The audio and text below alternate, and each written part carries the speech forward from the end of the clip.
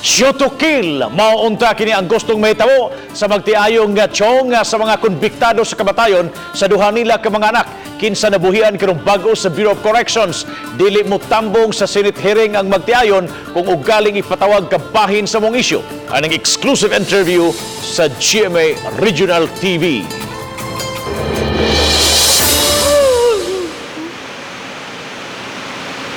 Sakit kayo, oy. Di ba rin Jackie? Grabe kayo na itabo nilang taon. Sorry ko naman niya, oy.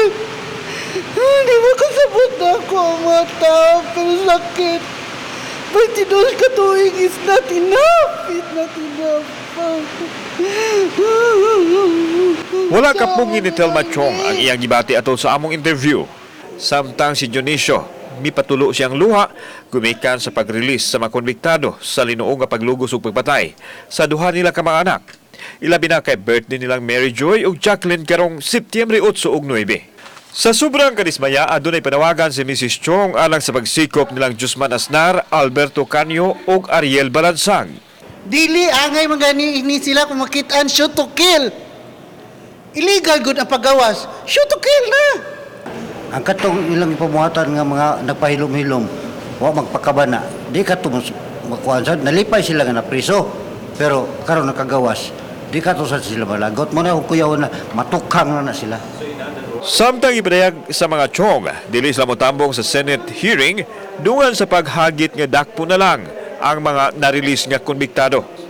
Gawas sa pagparesign, gusto usab nilang papanubagon si Bucor Chief Nicanor Paildon sa pag-release niya sa mga hardened criminals. Paildon, baga kay kagnaong Paildon, oy resign na. Gipagawas na nimo tanang kriminal, unsaon na lang ka. Bisag asa kay butang muhimo magyug kag dautan. Sakit man apan wa mawadi og paglaom ang mga ginikanan sa duha ka mga anak nga gilugos ug gipatay. God will make a way where there seems to be no way. Muna nang na akong sigig pangayo sa Ginoo. Kauban si Edward Tubilan, ako si Alan Domingo. Balitang Bisdak. Samtang Cebu City Police Office Director Colonel Jima Binluan nimando na sa pagmonitor og galing aniya sa dakbayan sa Sugbuang tulo ka mga konbiktado sa Chong rape slay case. Apan giklaro ni Binluan nga kutob lang una sila sa monitoring sanglit, magpaabot pa man sila sa mando gikan sa labawong opisyal sa kapulisan. Una na ipadayag sa presidente nga ipadako og balik ang mga konbiktadong nabuhian kay heinous crime ang ilang nahimo. Wala pa akong official report pero nagpalabas na ako ng mga taong magmo-monitor kung nandito ba sila sa Cebu City.